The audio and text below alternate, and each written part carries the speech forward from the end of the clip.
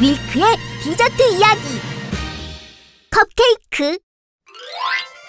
안녕하세요. 밀크의 디저트 이야기입니다. 여러분, 브레드 이발소의 단골 손님이 누군지 아시나요?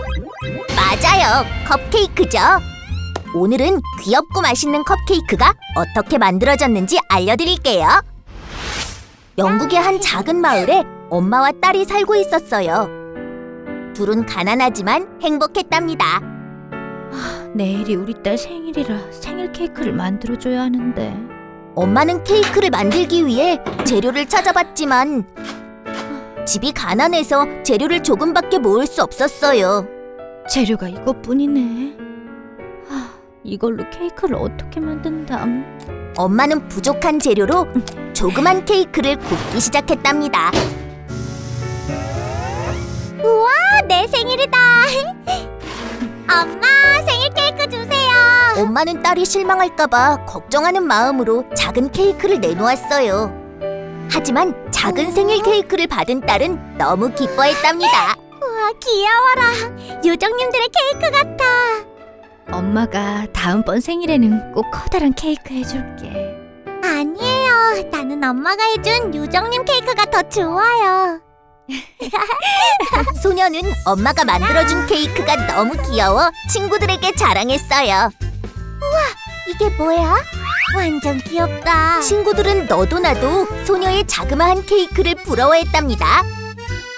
엄마, 친구들도 엄마가 만든 케이크가 갖고 싶대요. 저도 요정님 케이크 만들어주세요. 저도요. 소녀의 엄마는 딸의 친구들을 위해 컵케이크를 만들기 시작했죠. 우와, 분홍색 컵케이크다. 내 케이크 위에는 초코크림이 있어. 엄마, 요정님 케이크가 가게를 열어도 될 정도로 인기 폭발이에요. 맞아요. 너무 맛있어요. 케이크 가게 여시면 저는 맨날 가서 사 먹을 거예요. 케이크가 컵 모양이니까 이름은 컵케이크로 하면 어때요? 엄마의 가게는 맛있는 컵케이크로 금세 유명해졌어요. 소녀와 엄마는 함께 컵케이크를 만들며 행복하게 살았답니다.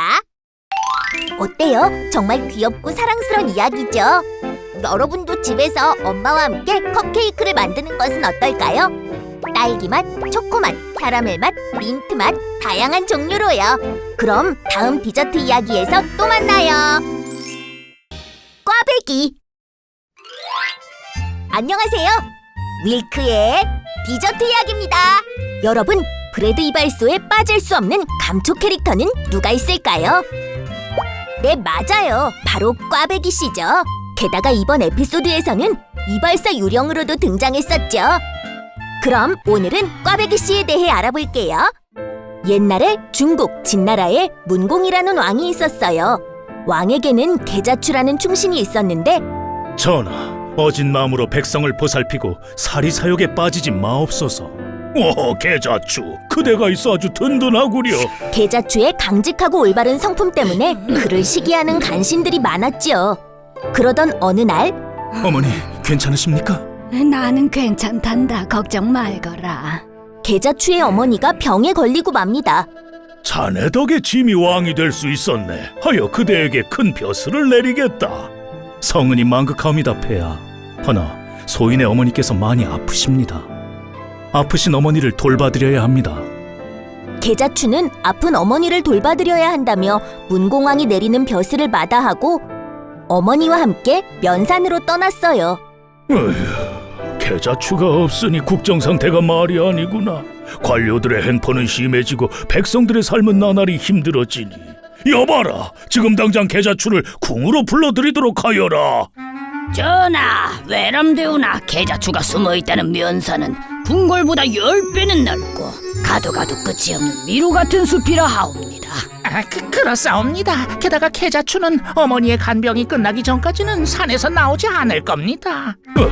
그렇다면 어떡하면 좋단 말인가? 누구 좋은 생각 없는가? 이번 기회에 꼴보기 싫은 계자추를 없애버려야겠군. 좋은 생각이요. 평소 계자추를 시기하던 신하들은 이때다 하고 꾀를 냈어요. 폐하, 산불을 놓으면 어떻겠습니까? 산불이라니 그게 무슨 소리요? 계자추는 효심이 지극하여 산불이 나면 분명 어머니를 데리고 산 밖으로 빠져나올 것입니다. 결국 문공왕은 못된 신하들의 계략에 깜빡 속아 산에 불을 지릅니다.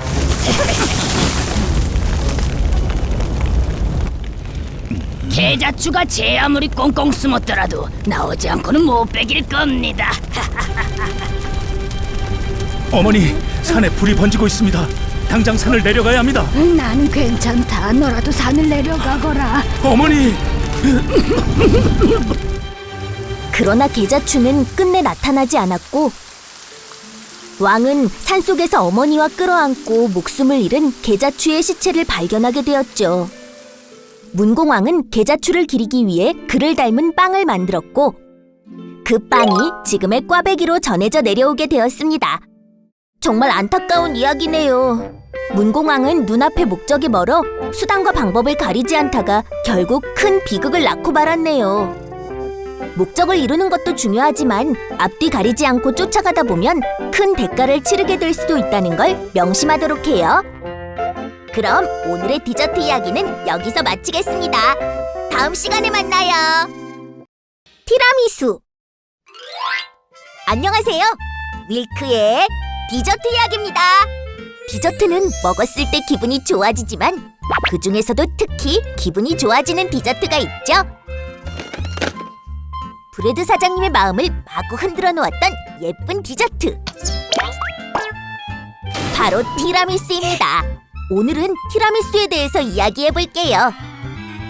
티라미수는 1970년대 이탈리아 캄페올 부부가 처음으로 만들었어요.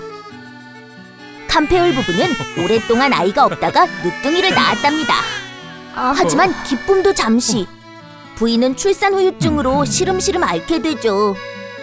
캄페올 씨는 아픈 아내를 열심히 간호했고 남편의 정성 어린 간호에 캄페올 부인은 살아납니다. 여보! 하지만 여전히 기력이 없어서 쓰러지기 일쑤였죠. 며느리가 아프다는 소식을 들은 시어머니는 걱정이 돼서 캄페올 부부의 집으로 찾아옵니다.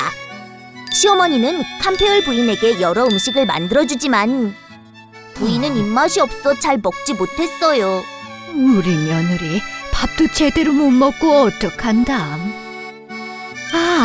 며느리가 좋아하는 재료로 맛있는 걸 만들어주면 되잖아. 시어머니는 캄페올 부인이 좋아하던 커스터드 크림에 부인이 좋아하는 마스카르포네 치즈를 넣고 섞은 뒤 기운이 나도록 커피를 섞은 디저트를 만들어줍니다.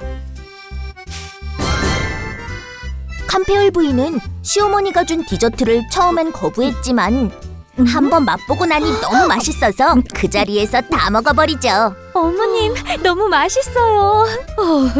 입맛에 맞다니 다행이구나, 아가. 캄페올 부인은 시어머니가 만들어준 디저트로 점점 기력을 회복했답니다. 완전히 기운을 회복한 캄페올 부인은 남편이 운영하던 식당에서 요리를 하게 되었죠. 시어머니가 떠난 후에도 캄페올 부인은 시어머니가 만들어준 디저트를 종종 만들어 먹었답니다.